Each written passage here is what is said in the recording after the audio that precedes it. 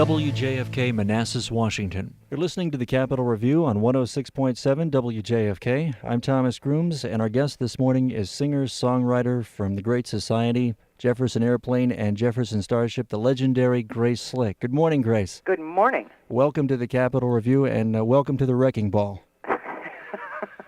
I know that illusion. I know what you mean. You were in town not too long ago, just last week. A couple days ago. You were in town, and you were here for PETA. How did you become involved with PETA? How many hours have you got? That's quite a while ago. Not a lot. Actually, they have only been in existence for 12 years or something.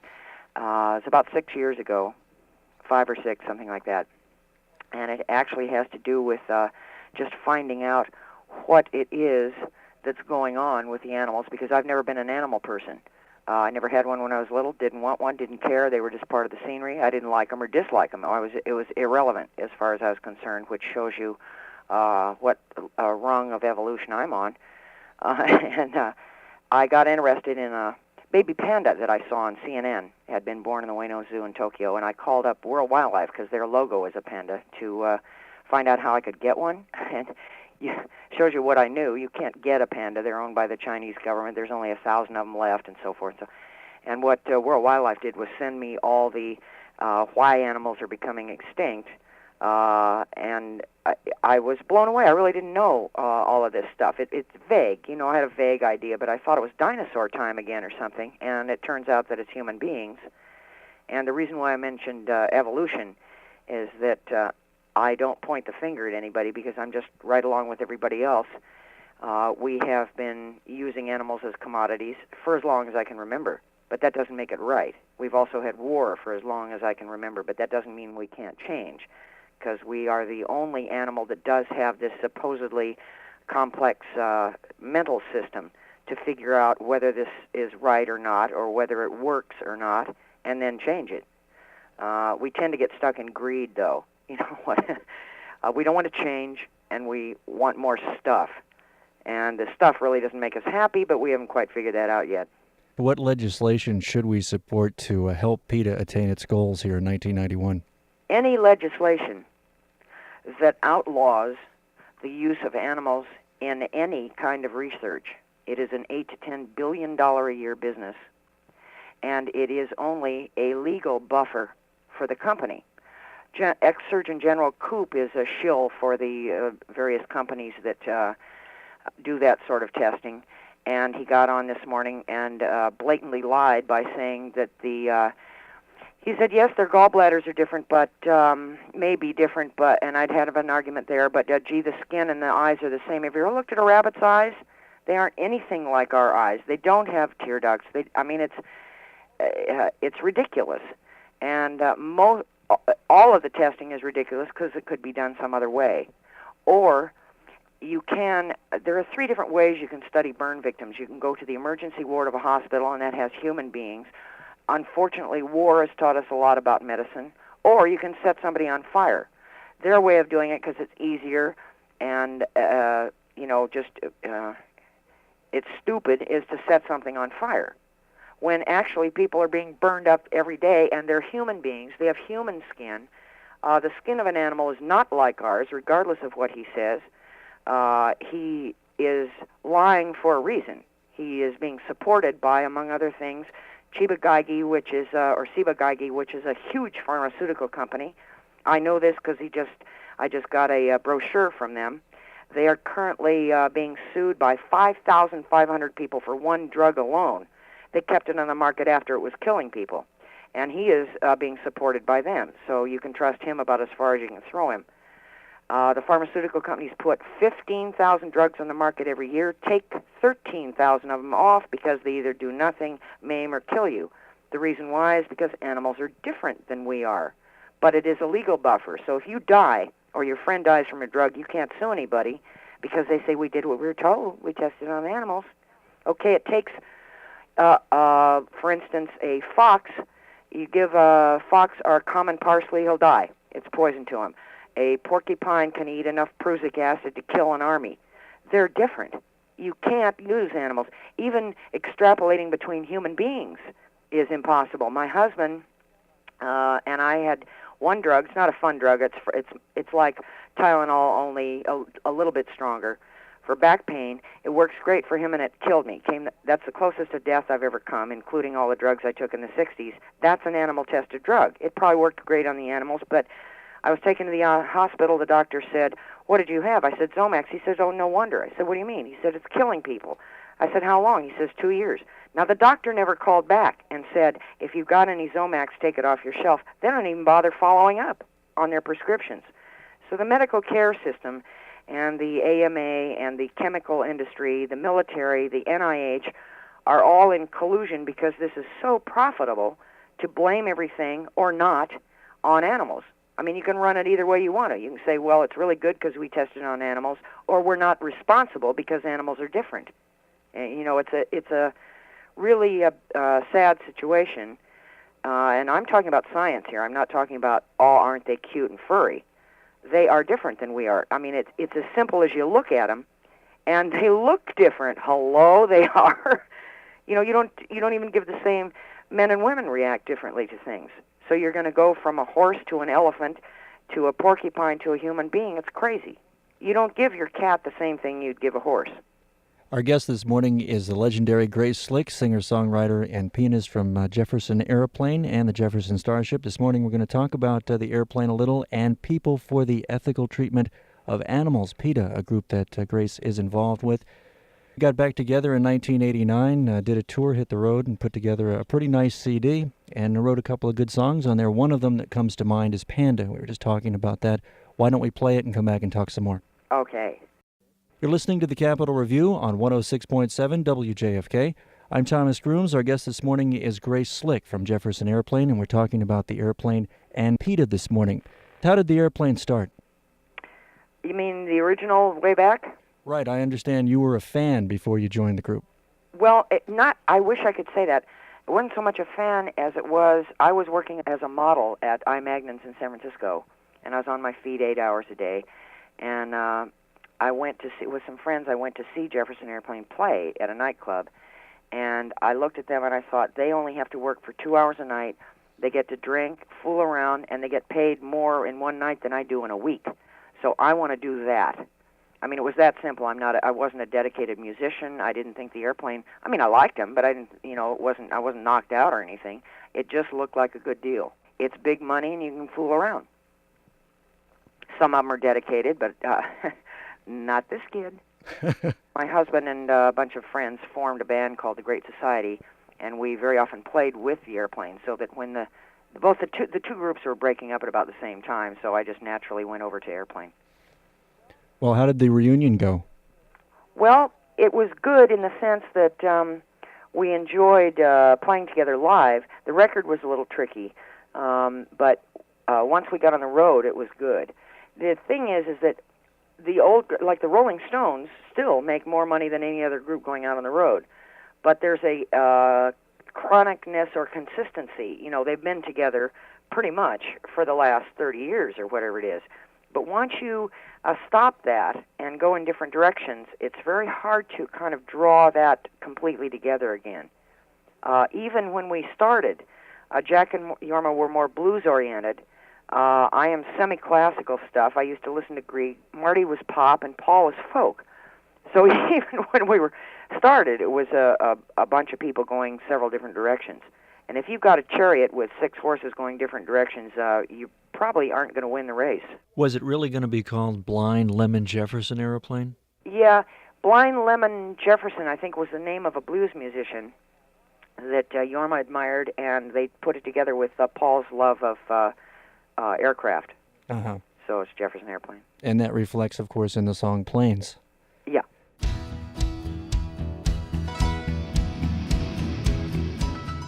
You're listening to the Capitol Review on 106.7 WJFK. Our guest this morning is the legendary Grace Slick, and our topic, PETA. What are some of the alternatives to animal experimentation? Almost anything. Number one, 60% of the various diseases and infirmities we have today could be prevented, which means that's industrial and it is diet. Those are the two major factors. But the only problem with prevention, the reason why the AMA doesn't just really get out and have lots of banners about it and come on national television and say, guess what, is because if we practice prevention, then they don't make as much money because we're not as sick.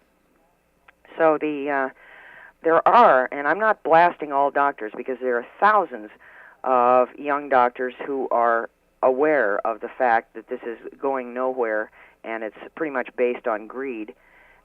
If animal testing was so wonderful, why is heart disease, diabetes, cancer, mental illness? We're 23rd in the world in infant mortality, and that's disgraceful for a nation this big. Our Department of Health and Human Services, it has the third largest budget in the world. First is the whole budget of the United States, second is Soviet Union, and third is our health services. Now, somebody's got a lot of money, but we are getting sicker, and we've got diseases nobody's ever heard of because you take a lot of antibiotics, your system gets used to it, the next time you try it, it doesn't work. I mean, it depresses the immune system, so you're open to a bunch of other things. The whole system itself has to be reorganized. It is a sham. Our guest this morning is Grace Slick from Jefferson Airplane, and we're talking about the airplane and people for the ethical treatment of animals. If you just joined us, if our listeners want to get involved with PETA this morning and the organ donor program that they've implemented, what should they do? PETA is in Washington, D.C. Okay.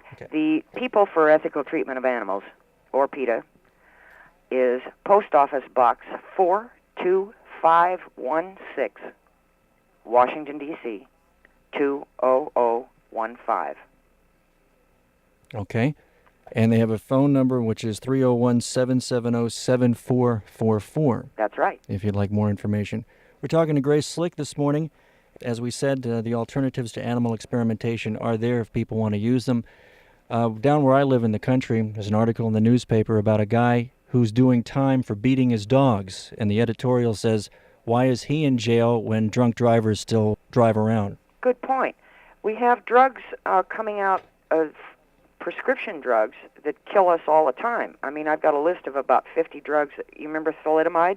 Oh, I remember them all. That's tested on animals, and there's another guy who tested heart transplants on dogs, and all the dogs died, but he put a baboon's heart into a little human girl anyway. So we're guinea pigs. When I talk about the human race is so arrogant, we forget we are animals. So people for the ethical treatment of animals, we're talking about human beings as well, because we're getting screwed by this system. So what we had last week was an organ donor thing. There are 23,000 people right now that need kidneys, but nobody will say, okay, you can have my body when I'm dead. Why not? I mean, you're through with it. You know, you may as well, you kind of keep on living that way by giving your life to somebody else. So you can give whatever's useful. And the reason why I say that is because I'm 51 years old, and when I signed over my thing, I said, whatever still works, you can have. But, you know, why not? So that was what our push was last week, is helping human beings, because when you put animal parts in human beings, they don't work. People die. It is even hard to put another human being's parts in a different human being because of the rejection, immune rejection systems that we have. But it is better than another species. It's very, very difficult to go from species to species in anything. Drugs, surgery, organs. It's just a kind of a crapshoot of a move.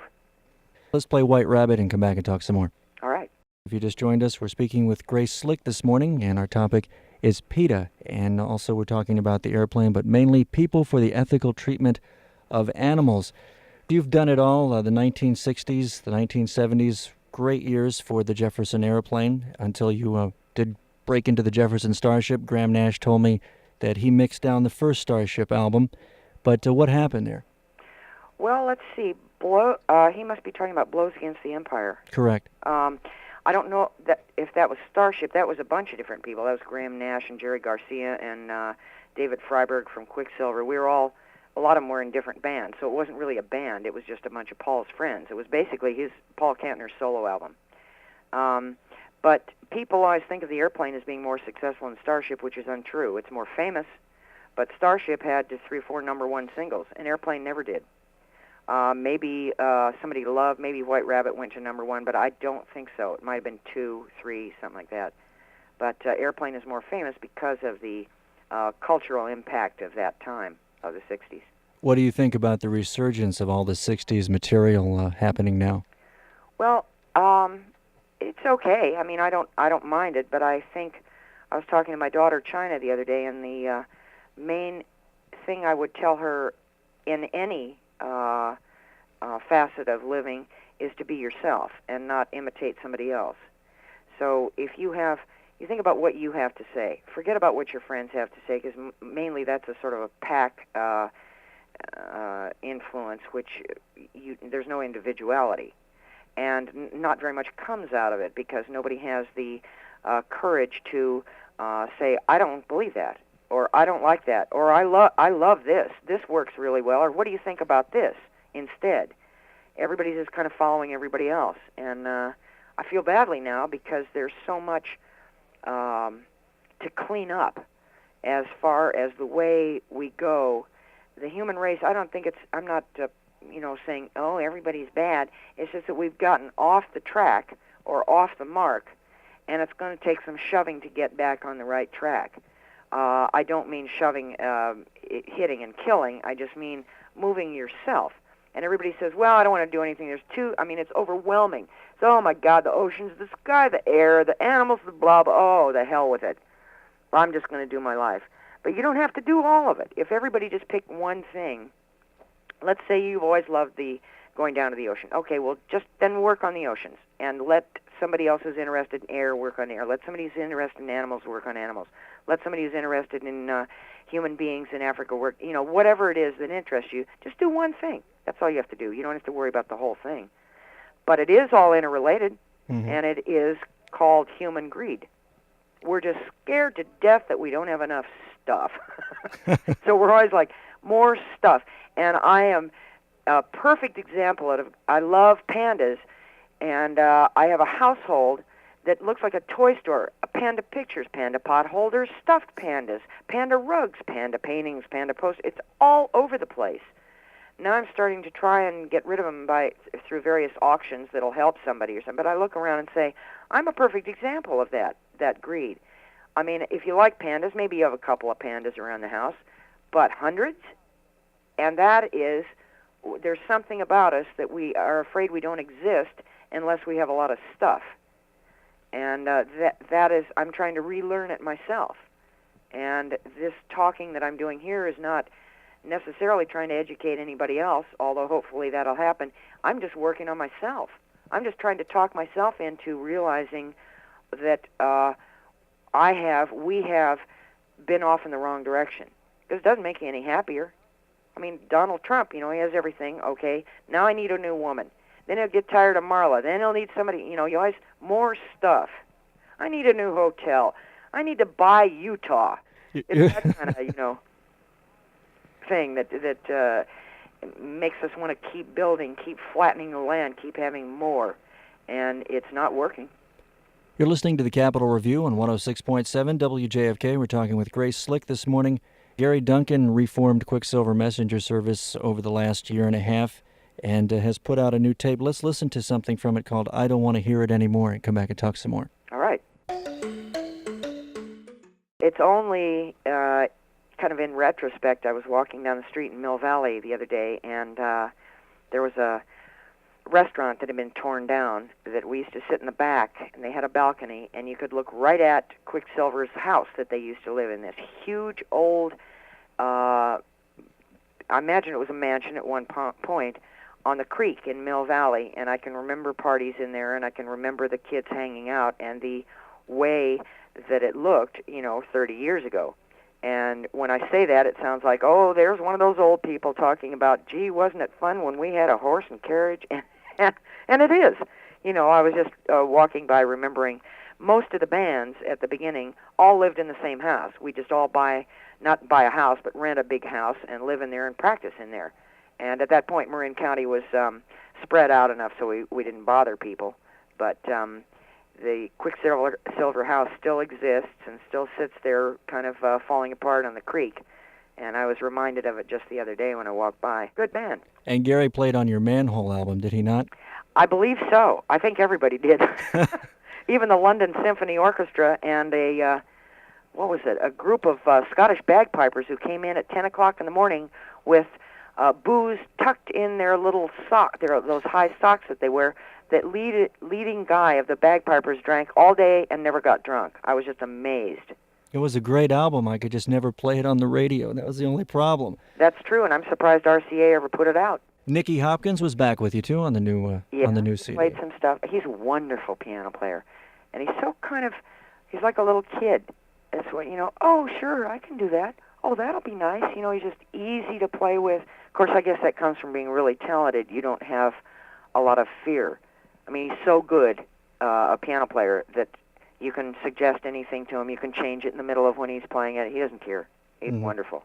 You like Washington. Jack's from Washington originally, right? Yeah, so is Yorma. And also Paul Dowell was in a band here, a local band, the Hangman. Paul Dowell was from D.C. I think Paul's back in D.C. somewhere. Is he? Yeah. And we just had a reunion for the Emergency Club a couple of weeks ago, and a lot of the old people were there, the Fallen Angels. I don't know if you remember them or not. No. But the other question I was going to ask you is, what is your favorite stripe on the American flag? Actually, I prefer raccoon masks. Raccoon, yes, I remember that. What about Ballad of the Chrome Nun, Baron von Tolbooth? What about that? That's David Crosby's nickname for me and Paul. He called Paul Baron von Tolbooth, and he called me the Chrome Nun. So that's why we call the album that. You saw underground radio or progressive radio first start out in San Francisco back in the 60s. Tom Donahue comes to mind, of course. What do you think of today's radio programmers, in all honesty? Pretty much the same thing I think of this generation of anything, and that is that people are basically pretty much slaves to some apparent corporation. Research. And they find it easier to operate that way because if you make waves, you're out of your job. You got to support your kid. I mean, there's very few people make waves now because it's so hard to support yourself that you're scared to death you'll be just totally jobless and on the street if you make any waves. Exactly. So it's the same with radio, TV, shoe manufacturers. It's not just radio. It's not just the record industry. It's everyone. That's the AMA. Doctors will not speak out and tell the truth because then they get bounced out of the AMA and discredited. That doesn't mean they can't work anymore. Discreditation is more of a floating around in the air word. It doesn't have anything to do with how good or bad the doctor is, but then you don't get any of the AMA benefits.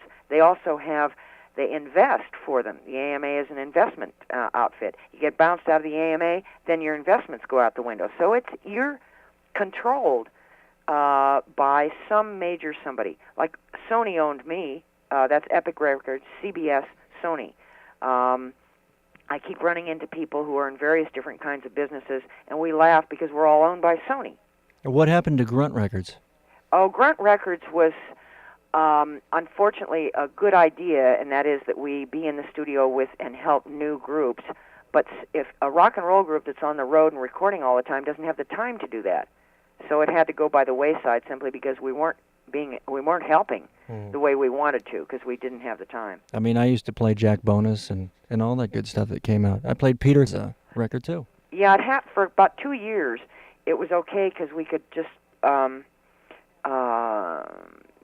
the people pretty much had their own songs, and we could send them into a studio, but to keep track of their careers and to make sure nobody screwed them, get them a good lawyer, I mean, all the stuff that goes along with it, you just can't do if you're working yourself. So it's a good idea, but you would have had somebody who had the time to make sure it all went right. Do you think if, say, Hendrix and Janis were alive today, they'd support PETA and the animal issues here in 1991? I think so, and this is not saying that musicians are wonderful, because basically rock and roll musicians tend to be very selfish in certain areas of their life, but it's not just the animals. The animals are part of us rediscovering our connection with the earth. We have always thought of ourselves as somehow coming from another planet and that we are better than everything else. We are different than everything else, but I don't think we're better. We're just different. And appreciating the land, appreciating the animals, appreciating each other has to do with this. The animals are a part of that change in man's moral, scientific, and spiritual evolution. Is this getting a little bit too silly and deep and heavy and everything? No, not at all. Okay.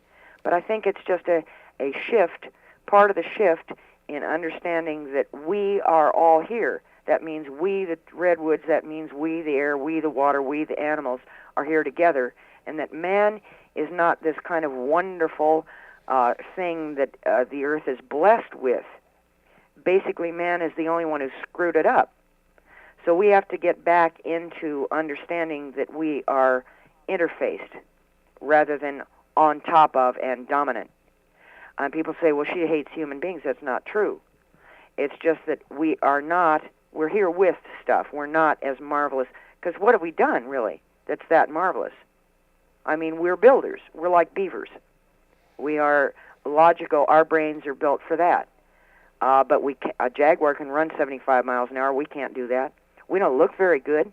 There are a lot of furry animals that have better outfits than we do. I mean, we got hair on the top of the head and then none on the face and then maybe a little bit and then maybe some in the armpits. It looks like a radiation happened or something. We're used to looking at each other, but we're not that great looking. We don't run fast. We don't fly. We don't swim. We can't smell anything for a mile. We can't hear very well, but we do have these brains, and it seems like it's time to use them for something beside more stuff. Well, it's true then what goes around comes around, because these are all values and that we were trying to drive home in the 1960s, and now finally in the 1990s people are picking up on the message. Well, they're picking it up because people don't usually change very much, and that includes me unless you're slammed against a wall. I mean, in order to stop drinking, 12 years ago, the Highway Patrol had to say, look, either you stop that or you lose you can't drive. Now, in California, saying you can't drive is a death sentence, as far as I'm concerned. So it was a choice. I had to be figuratively slammed against a wall before I change. Mm-hmm. And I think most people are like that. And the phrase "slammed against a wall" is also figurative. I don't mean to beat people up.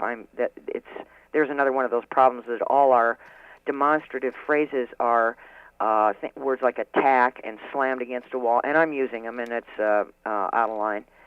But I think we do have to have some extraordinary repercussions, and the earth, the animals, the land, so forth, is simply telling us in very distinct language that we had better get on another path, not the one we're on, because it's not working. When you were in Washington last week, did you play?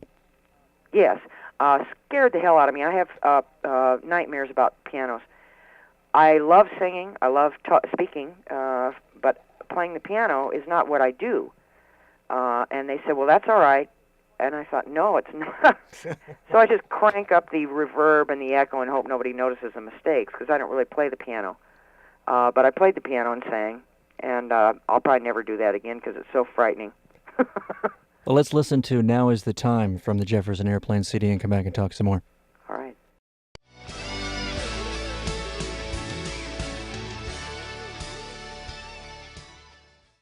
You're listening to the Capitol Review on 106.7 WJFK. Our guest this morning is member of Jefferson Airplane, Grace Slick, and Grace is promoting PETA, People for the Ethical Treatment of Animals. And Grace, if people want more information, the number that they can call is 301-770-7444. PETA is based here in Washington, and we wish you the best in your recording career and, of course, on your promotional tour with PETA, and I hope you do get the message out to people and people start listening. Thank you. I'm also trying to get PETA to move out to California. Is that right? I understand they just passed legislation somewhere where they can't use dogs in bear hunting. Doesn't that make you feel good? Well, that's good. Where was it? I think like in Tennessee, one of the southern states. Now, the next step is no bear hunting. I mean, what do you want to hunt a bear for anyway? Exactly. I mean, even if you, let's say we're omnivores, and even if you do eat meat, which is probably going to give you colon cancer anyway, or a heart attack, if you do eat meat, there's always a safe way. I mean, the business of going out and hunting is really weird, and I think it's something that needs, I don't think they're bad people. It's sort of like alcoholism. got a problem, and you probably ought to see a therapist or something. I mean, think about it. It's really weird. It's not like we're Neanderthal. We don't need to do that to eat. If you really need a slab of meat, you can go down to the local grocery store. So what are they out there for? To wear funny outfits and kill things? Really, the only animals that we should hunt down are Eric Burden and his new band with, what is it, Brian Auger? He's playing with Brian Auger now. What?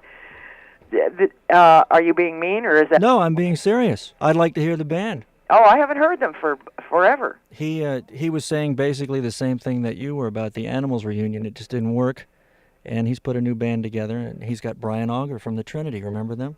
Yeah. Playing, so it should be good. Have you heard any of it? No, I just heard about it. Yeah, I'd like to hear that, because I enjoyed... He had a good, deep voice. Yeah. He had a nice voice. And he had the song, I'm an Animal, the English kind. Yeah. Remember that one? Well, Grace, it's been very enjoyable speaking with you this morning. Oh, thank you. I hope you'll say hi to Gary out there. All right. I will do that if I see him. I'm going to send you this article from St. Mary's County about this guy doing time for beating his dog. The policeman saw him beating his dog, took him into court, and they put him in jail, and he's serving time. And the argument, the editorial is, why is this guy in jail when drunk drivers are allowed to go free? That's what I was trying to tell you earlier. What do you think about that? How do you feel about that? Well, I think both the guy ought to be reprimanded and drunk drivers ought to be reprimanded, because basically if you're a drunk driver, and I was, you're a killer. It's not like I'm going to go out and kill somebody because I'm drunk, but you have to know that your reaction time, all of those things are really messed up by drinking. And I'm not against drinking. I think drinking's a very interesting thing to do. It depends on who's doing it. And I don't mind drinking. I think it's unusual that we have this war on drugs when alcohol kills more people than crack. I think it's sort of hypocritical. Probably the safest drug is marijuana, but I'm not pushing drugs here. But I think drunk drivers ought to be reprimanded heavily. You take your license away for 6 months. That'll screw you up because you can't get to work. You'll be in big trouble, because you're basically a killer if you're driving under the influence of drugs. For several thousand years, hemp is an extraordinary thing in that you can make sails out of it. You can make shoes, depending upon the width of it. You can make dresses, you can make bedspreads, you can make everything out of hemp, and it takes less land to grow hemp than it does animals. In other words, people worried about the rainforest, what they don't realize is that they're cutting them down for cattle, sheep, and pigs, because America has such a big meat consumption, and we're also dying of colon cancer and heart disease. The animals have to do with every aspect of what's happening, and I think that's why there's such an interest in it.